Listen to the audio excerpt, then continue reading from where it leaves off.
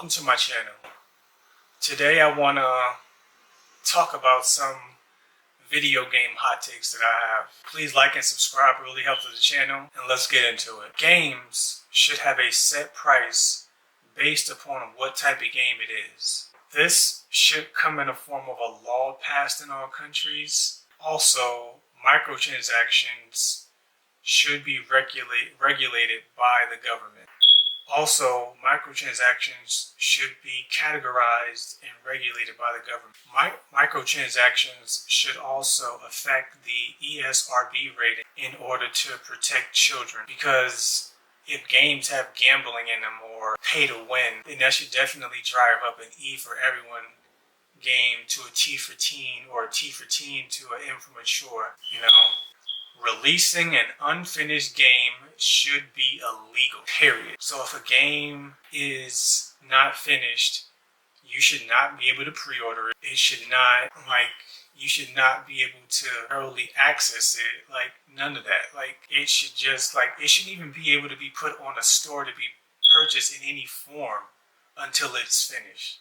Because otherwise, it's almost false advertising, because you're giving off the impression that you're selling a complete experience when you're not. Every studio and gaming company should have a established refund system in the event that someone doesn't want a game that they purchased, they don't like their purchase. There should not be a whole process where you have to email people and contact and all that. It should be a simple process. It's simple when we purchase things. Why is it difficult when we don't like them and want our money back? Gaming products should not be at the same price of the video games used to play. So Xbox controllers and PlayStation controllers are like $60, which is insane, which is only like $10 short of a full game. How does that make sense? Are you saying that the technology in a controller is at the same value as the year's worth of work that was needed to make a video game? Come on. Game devs need a union. You hear things about crunch and layoffs and studios being absorbed and people being moved around on different projects and all of that.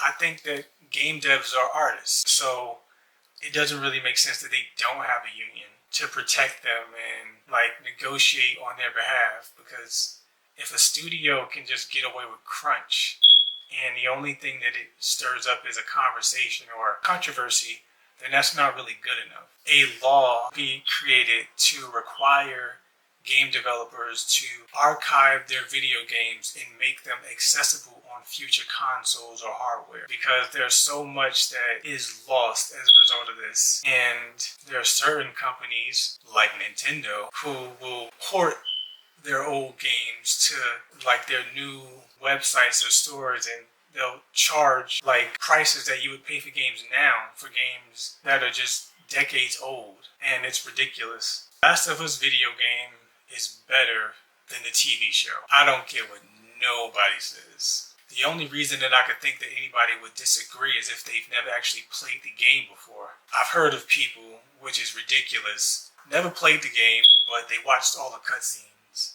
And it's yeah, but that's not the entire story though. A video game is not a show. It's not meant to just be watched in form of cutscenes. A film is meant to be witnessed. A video game is meant to be experienced. When you're watching a film, you're watching the characters, but when you're playing a video game, you are the character. That's the only way that I could see people having that opinion, and that opinion is flawed. Furthermore, the way that the show was adapted was just wrong. I understand that they wanted to try to do some things differently, but the differences weren't better.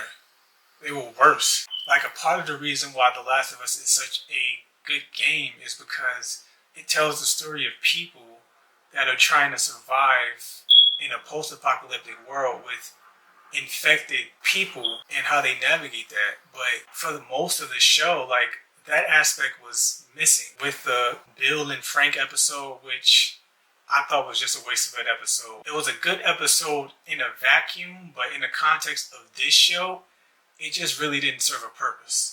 It would have been better if they adapted from the actual video game level where you meet Frank, where Joel and Ellie meet Frank. That would have been a much better interaction and story told. The episode where they are ambushed and they meet up with, I can't remember the name of the characters in the game. I'm drawing blanks. But it was a brother and his little brother. And the way that they go about telling that story with the woman whose brother that the guy gave up, it just felt stupid to me. Like, it felt forced. It didn't really help. Like, again, it was just one of those instances where they changed it, but the original was better. So it's like, sometimes I wonder if they changed it just for the sake of changing it, and I just feel like that's a bad idea. Like, I mean, if something is regarded as one of the greatest video games of all time, why would you change the story of it for live action? Like, there's this misconception that if people watch the video game version of a show in live action, that they're not gonna like it because it's the same thing, and it's like, they're gonna love it. And considering the fact that most of the time they change it, how would you even know?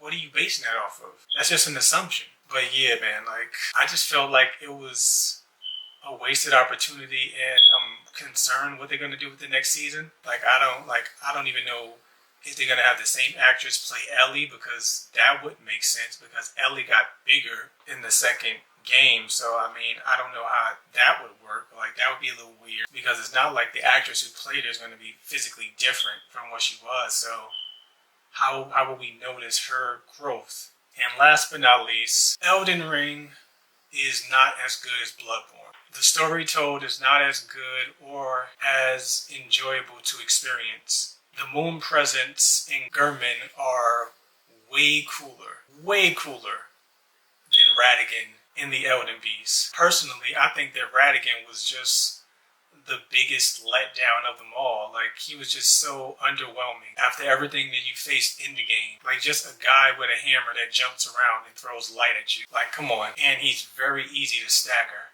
The atmosphere of each location in Elden Ring didn't really feel lived in, rather lived on, if that makes sense. Now, both suffer from repeat bosses. Like, that much is true.